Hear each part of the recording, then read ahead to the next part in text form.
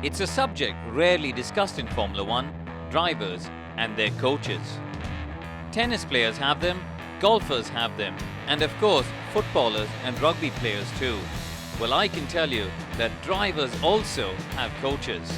But if you're thinking that this coaching happens in glamorous parts of the globe on a world-famous racetrack in one of those multi-million-pound Formula One cars, you'd be wrong.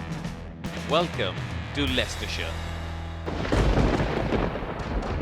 I first came here 16 years ago to learn from a man that has coached 11 of the current drivers on the grid. Rob Wilson, you get all the big names coming here. What is the philosophy that you're trying to teach them? Well, so they become at one with the car becomes at one with the surface, they become at one with the surface. And it's a data-driven sport, isn't it? So what sort of data do you use? Well, you have to keep up on this. I have a very technical drawing here, which explains it all, you see. Here we have a racing driver, and everything he does goes into this oblong box. That's what telemetry looks like. You'll recognize that, won't you, that telemetry.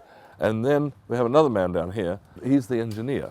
We're trying to get the driver to make his inputs and have the engineer feel what's going on. Right. Then they can reverse that into that telemetry. Rob, I don't see any sports cars here for us. What are we going to be playing in today? Everything, Karun, that you need to know, you'll learn in this.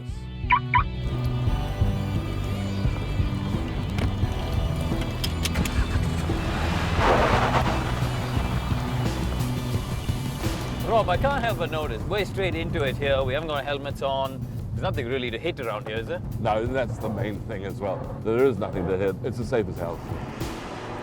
What are the skills that drivers can learn in this car and then transfer to an F1 car? You can feel everything it's doing. You know, if you're doing it in a GT3 car, it's over and done within a fraction of a second. What are the aspects that you're trying to explain to the drivers? Well, firstly, the rate you move your body is very, very important. You must introduce to the car what's coming next. So you want to have the car with as little steering lock as possible for as much time as possible. That's correct, but in order to do that, you need to manipulate them slightly mid-corner. So, for instance, here, a little further to the right than we think, a little further to the left than we think, and then a flat car. And this flat car philosophy, that's very much in your schoolbook, isn't it? It is, because people don't realize you get a couple of degrees of tyre scrub, slip angle on the car. The cars are just not going forward when they're doing that. You get the weight out like that, and you can feel the car accelerate.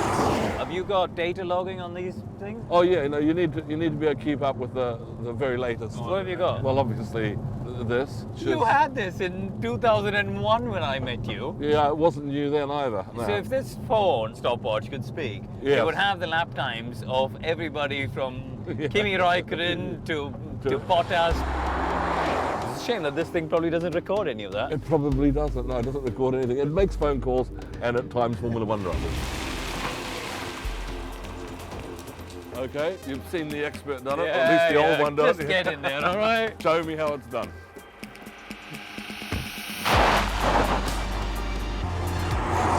Got the stopwatch going here now. Very gently slow down, and then some throttle and go full throttle now. And then it's a straight car here. That's right.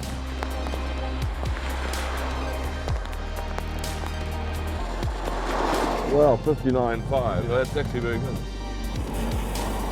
Rob, every time I get a little bit deep into the corner on the brakes, your hand and leg starts to twitch.